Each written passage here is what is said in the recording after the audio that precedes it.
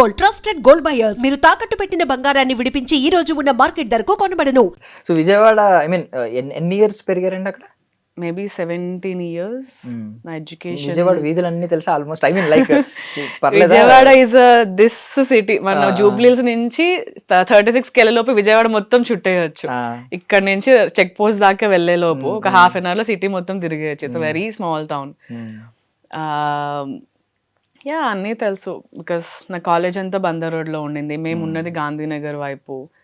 ఎప్పుడు college bunk, నేను women's కాలేజ్లో చదివాను. సో బంక్ కొట్టి తిరగడం అలాంటివి అవ్వలేదు.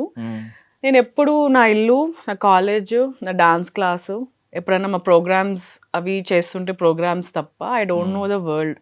ఐ డోంట్ నో నేను ఇంత హైదరాబాద్కి వచ్చి ఎలా పడ్డానో నాకే తెలీదు. So it all just happen. There is a long story behind it, but it just happen. ఫ్లూగా ఏం జరగలేదు. There is so much hard work behind. మా స్కూల్ ప్రిన్సిపల్ సార్కి మన విఎన్ ఆదిత్య గారు కాలేజ్ ఫ్రెండ్స్. ఆయన కూడా సిద్ధార్థ కాలేజ్, పిబి సిద్ధార్థ. నేను సిద్ధార్థ ఉమెన్స్ కాలేజ్. స్కూల్లో ఉన్నప్పుడు యాన్యువల్ డేకి విఎన్ ఆదిత్య గారు జడ్జ్గా కాదు గెస్ట్ లాగా వచ్చారు. ఒక 2-3 times వచ్చారు. నేను 4th క్లాస్లో ఉన్నప్పుడు వచ్చారు. నా దగ్గర ఫోటో కూడా ఉంటుంది. నేను ఒక కృష్ణుడు గెటప్ వేసుకొని ఏదో పర్ఫార్మెన్స్ అయింది. నేను మళ్ళీ 10th లో ఉన్నప్పుడు వచ్చారు.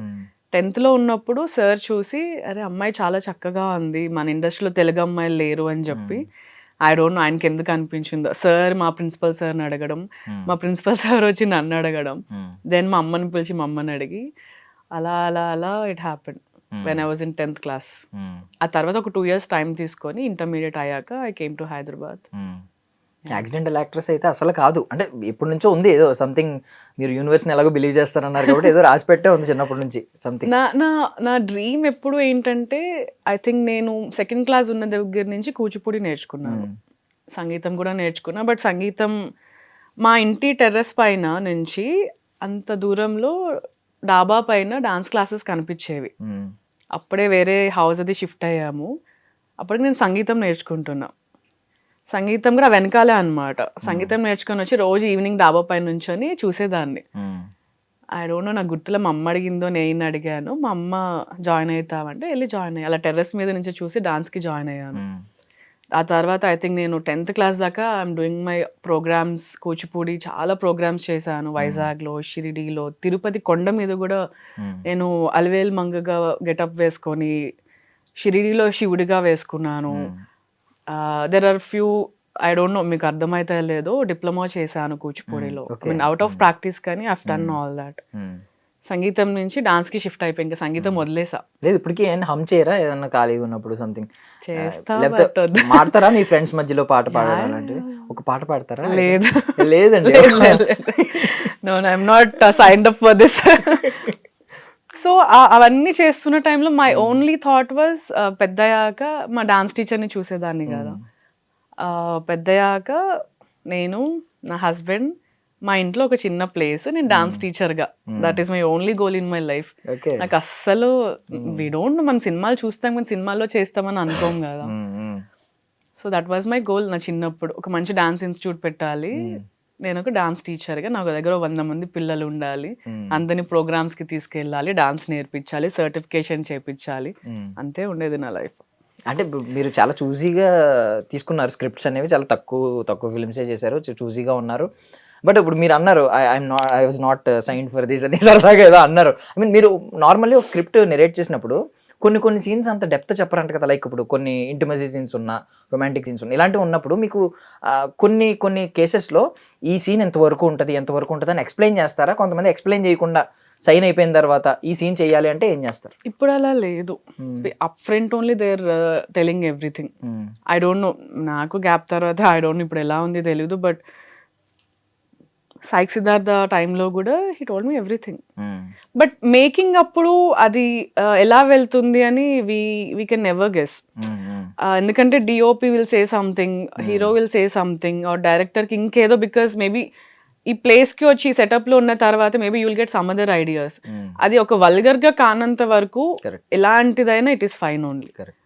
నరేషన్లో అన్నీ మనకి కూడా డెప్త్ అర్థం కాదు. మనం షూటింగ్ చేస్తున్నే కొద్దీ ఆ స్టోరీ మన మైండ్లోకి వెళ్ళే కొద్దీ will understand the character. So ఒకవేళ ఎప్పుడైనా ఐ మీన్ ఇలాంటి బౌండరీస్ ఐ మీన్ మామూలుగా చెప్పేది ఒకటి తీసేది ఒకటి అంటారు కదా, అలా జరిగినప్పుడు ఏం చేస్తారు? ఒకవేళ ఎప్పుడన్నా సైన్ చేస్తారు, మీరు ప్రాజెక్ట్ సైన్ చేస్తారు, తర్వాత చెప్పంది తీస్తున్నారు, విచ్ ఈజ్ మీరు కంఫర్ట్ ఫీల్ అవ్వట్లేదు, అలాంటప్పుడు ఏం చేస్తారు? ఏం చెయ్యము, మనల్ని కన్విన్స్ చేస్తారేమో, చేస్తారు, because it is important for the scene అది అని చెప్పి, ఆర్ చేంజెస్ అయింది చేయొద్దు అనుకుంటే గట్టిగా కూర్చోవాలి, లేదు if you're convinced about it you can do it, what's wrong. అంటే రాశి గారు తెలుసు కదా మీకు, యాక్ట్రెస్ రాశి గారు, మన హీరోయిన్, పాత హీరోయిన్.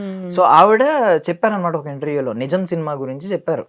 సో గోపీచంద్ గారితో ఆ క్యారెక్టర్ అలా చెప్పలేదు, నాకు వేరే చెప్పారు. అంటే ఇంత ఇలా జరుగుద్దా అని చెప్పి నేను అనుకున్నా. అంటే మరీ చెప్పిన స్టోరీ లైన్ అంతా వేరు, ఈవెన్ మహేష్ బాబు గారితో ఉంటది నా ట్రాక్ అన్నట్టు చెప్పారు. తర్వాత లవ్ అటువైపు షిఫ్ట్ అవుతుంది. ఎందుకంటే ఇప్పుడు నేను ఏ సినిమా చెప్పను, రభస సినిమాని ఎగ్జాంపుల్ తీసుకుందాం. రభస నాకు నెరేట్ చేసినప్పుడు, నీ పెళ్ళి ఇంకొక పెళ్ళి ఆగిపోతుంది, జేపీ గారి కూతురు నువ్వు, మొత్తం సినిమా అంతా నీ చుట్టూనే ఉంటది, నువ్వే మెయిన్, సినిమా మొత్తం నువ్వే ఉంటావు, సినిమాలో 4 సార్లు కనిపిస్తా. ఓకే, సినిమా స్టోరీ నా క్యారెక్టర్ గురించి, నాకు పెళ్లి చేయాలని ఎన్టీఆర్ గారు రావడం, సమంత గారు ఇక్కడ రావడం అన్ని జరుగుతాయి, కరెక్టే. కానీ ద వే మీకు నరేట్ చేసినప్పుడు that is not how they narrate some times. నాకు అలానే చెప్పారు. మేబీ వీళ్ళకి ఆ ఫీలింగ్ ఇవ్వాలి, సినిమా అంతా ఉంటో చేపించడానికి అలా చెప్తారా ఆర్ ఎందుకో నాకు తెలీదు. But it happens. మీరు అడిగిన క్వశ్చన్ అయితే ఇట్ హ్యాపెన్స్. పాపం ఆవిడ అప్పుడు ఐ మీన్ ఏం చేయలేకపోయారు, అంటే సైన్ చేశాను కదా అన్నారు. ఎందుకు చేశారని అడిగితే సైన్ చేశాను కదా, చేయాల్సి వచ్చింది అని చెప్పారు. సో ఇలాంటివి కానీ that's a very beautiful character.